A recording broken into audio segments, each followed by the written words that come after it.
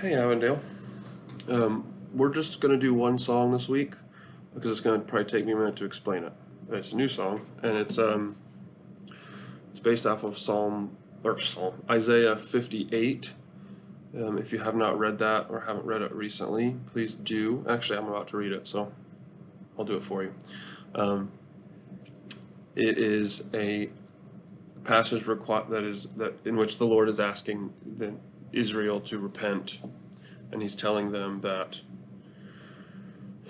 their offerings to Him and their fasts, which is basically their ways of showing their religion. He says they're not sufficient because they're not doing what He asks. They're not. They continue to exploit workers, and they encourage violence. They don't feed the hungry. They don't adopt the orphan. They don't provide shelter for immigrants. I'm about to read this is just what the passage says. Actually, let me just read it.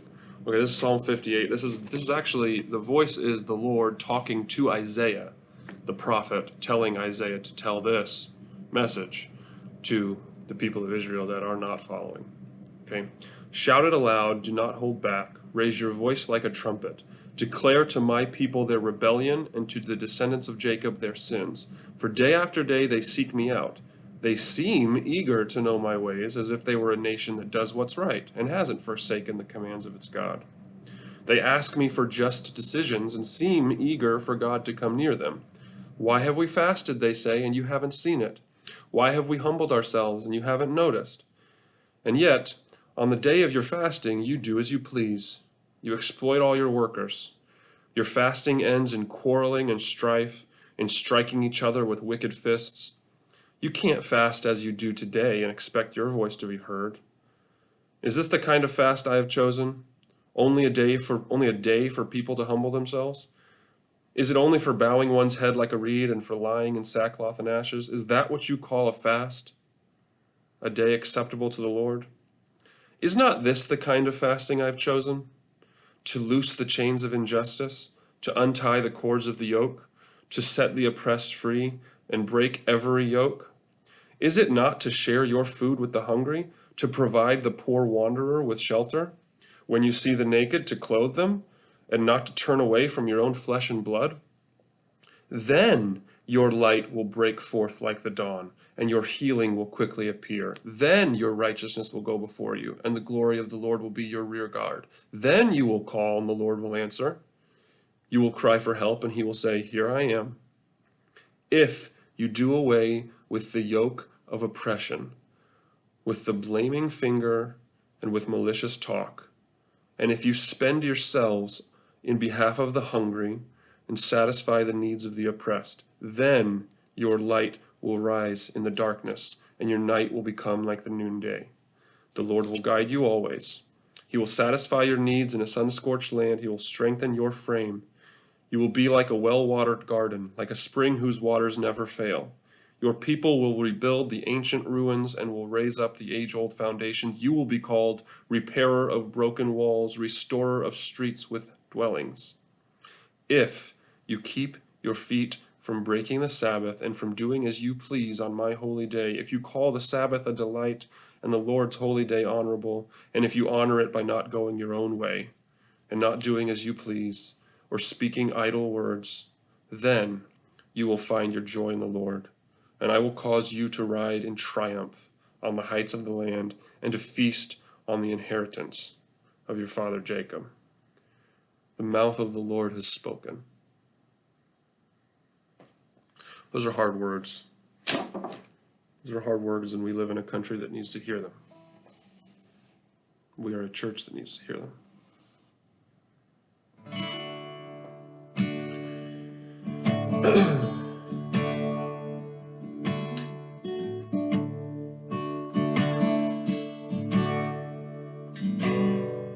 We can fast and we can pray while the poor around us waste away.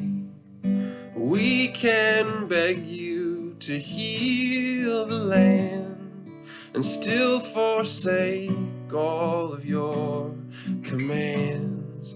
We lift our hands against our brothers. We criticize all the single mothers, and we demonize the lonely other. But if we stop loving on our own terms, then God will heal our wounds. God will heal our wounds. If we stop loving on our own terms, grace will lead us home. Grace will lead us home.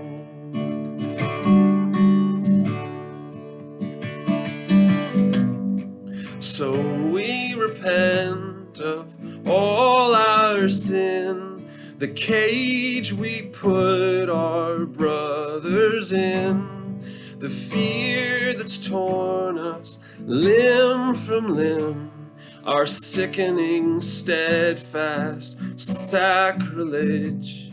You have said our offering should break chains and set prisoners free, clothe the naked, feed the hungry, house the homeless, and start adopting. Never falter in our forgiving of all our enemies. And if we stop loving on our own terms, God will heal our wounds. God will heal our wounds. If we stop loving on our own terms, grace will lead us home. Grace will lead us home. Then our night will become like the day, and the Lord will strengthen our frame. He has promised to guide us always.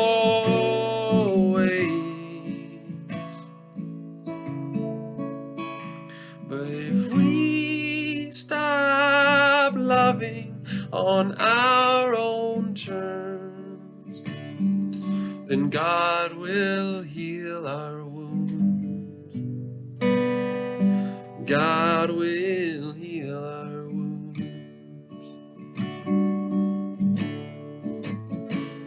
If we stop loving on our own terms, grace will lead us home. Grace will lead us home.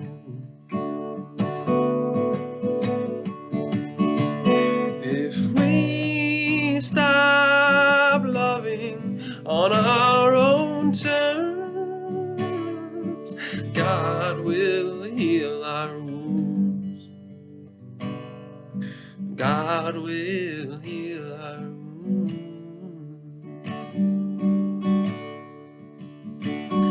If we stop loving on our own terms, grace will lead us home. Grace will lead us home.